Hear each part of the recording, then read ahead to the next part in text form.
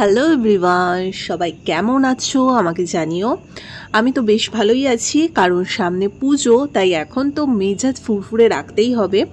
তো আজকে ওয়েদারটা কিন্তু ঝা চকচকে একদম সুন্দর শরতের একটা ওয়েদার। দেখে বুঝতেই পারছো আকাশে বাতাসে শরতের আনাগোনা স্টার্ট হয়েই গেছে। আর একটা সপ্তাহ তারপরে মহালয় এবং মায়ের আগমন। এত সুন্দর লাগছে, মানে এক এক জায়গায় মেঘগুলো মানে জমাট বেঁধে এত অপূর্ব লাগছে, আকাশটা দুর্দান্ত। তো অনেকদিন আমাদের বাগানটা তোমাদের সাথে শেয়ার করা হয় না। আজকে একটু আমাদের বাগানের মানে বাড়ির সামনের দিকের বাগানের পোর্শনটা শেয়ার করছি, পিছনের দিকটাতে যাইনি। পিছনের দিকেও বেশ সুন্দর ফুল টুল রোজই ফোটে, আমাদের বাগানের জবা ফুল দিয়েই আমরা পুজো দিয়ে থাকি।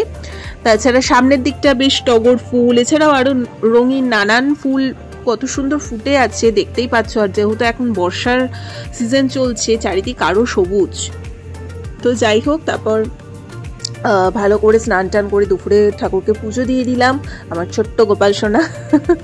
তো সকলে ভগবানের দর্শন করে নাও এবং সকলে প্রার্থনা করো যাতে সবাই ভালো থাকো। আমি তো সবসময় সকলের জন্য প্রার্থনা করে থাকি। তো যাই হোক, এবারে এই পর্বে দেখিয়ে দিচ্ছি যে দিদি আমাকে, মাকে আর ভাইকে এই পুজোতে কি গিফট করেছে। আমারটা আমি আমার যখন পুজো কালেকশন শেয়ার করব সেখানে আমি একবারে দেখাবো, আমি এটার মধ্যে অ্যাড করছি না। এখানে আপাতত ভাইয়েরটা এবং মায়েরটা আমি দেখিয়ে দেবো, এটা দিদির তরফ থেকে। তো পুজো মানে এগুলোই আনন্দ ফুর্তি, যে মানে গিফট আদান প্রদান ফ্যামিলির মধ্যে, এগুলো বেশ ভালো লাগে।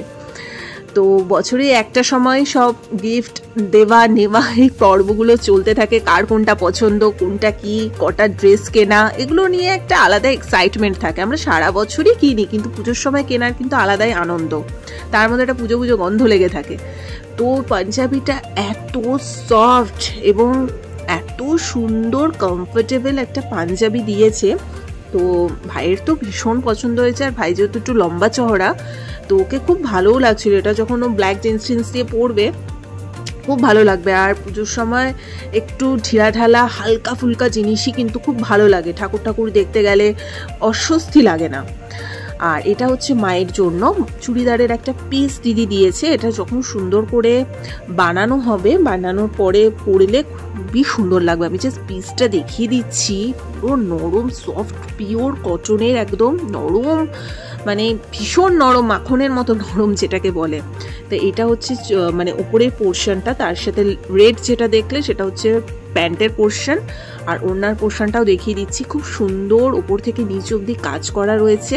আর এটা হচ্ছে ওড়নার পোর্শনটা, এত সুন্দর। আর মা যেহেতু লম্বা চওড়ার ফর্সা, তো এটা যখন সুন্দর করে বানিয়ে পরবে খুবই ভালো লাগবে।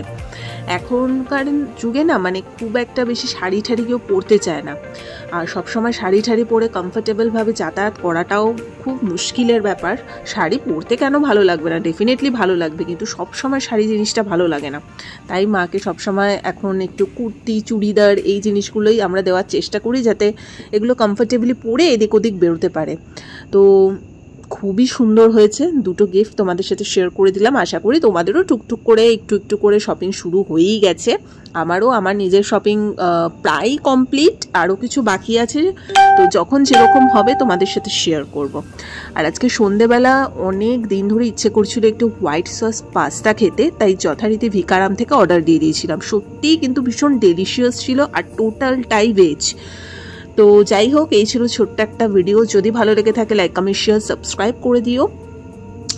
আর তোমরাও জানিও যে কাদের কাদের শপিং শুরু হয়ে গেছে, কতটা এক্সাইটেড পুজো নিয়ে। জানি না পুজোতে বৃষ্টি হবে কি হবে না, বৃষ্টি হলেও কোনো ফারাক পড়ে না, আর বৃষ্টি না হলেও কোনো ফারাক পড়ে না। সো চলো, আজকের মতো এখানেই টাটা।